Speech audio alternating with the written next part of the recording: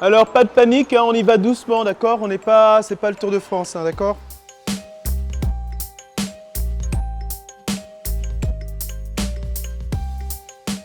C'est un artiste situationniste, justement un peu à la Ernest Pino Ernest, c'est-à-dire qu'il crée ses œuvres en fonction du lieu, du temps, des personnes qui sont avec lui.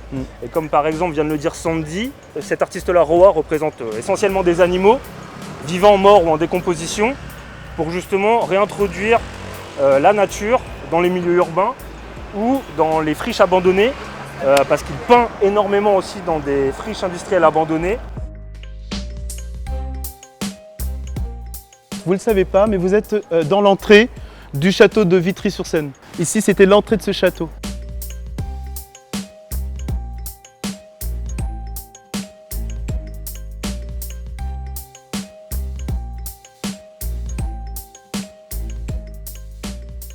Ici, donc, une œuvre monumentale hein, pour ces 215, deux grands scientifiques emblématiques de l'histoire scientifique française, à savoir donc Marie Curie et son mari Pierre. Pierre et Marie Curie.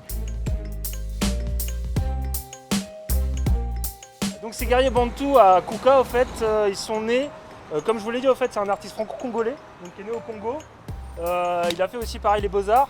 Kuka, c'est pas sa première fois lorsqu'il réalise ces deux guerriers bantous, c'est pas sa première réalisation à Vitry-sur-Seine. Donc, comme il a de bons rapports avec les bailleurs de Vitry, il fait appel à eux. Il obtient l'autorisation de pouvoir peindre sur ces deux façades. Il va tout trouver lui-même. Il va même réussir à trouver un partenariat, à décrocher un partenariat gratuit pour la nacelle.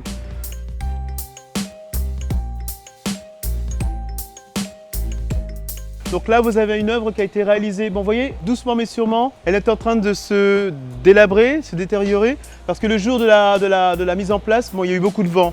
On a dû travailler rapidement. Donc ça, c'est une œuvre faite sur papier craft. Donc elle a été réalisée en atelier. Elle a fait près de 9 mètres. Et ils étaient 3. C'est le collectif Bobart, BO pour Bonnery et BA pour Bacheret, Art. Donc François Bonnery et Serge Bacheret. Aïssi et Shot donc sont deux frères. Aïssi le plus âgé, Shot le plus jeune. Donc ce sont des artistes iraniens. C'est aux États-Unis qu'ils ont découvert la technique du pochoir. Ils travaillent exclusivement au pochoir aussi comme C215. Et leur travail est essentiellement axé sur le droit des enfants et contre justement le travail des enfants. Donc par exemple ici on comprend très nettement ce qu'ils ont voulu dire avec des enfants enfermés derrière un ciel bleu où le grillage passe uniquement sur les enfants et pas sur le ciel bleu.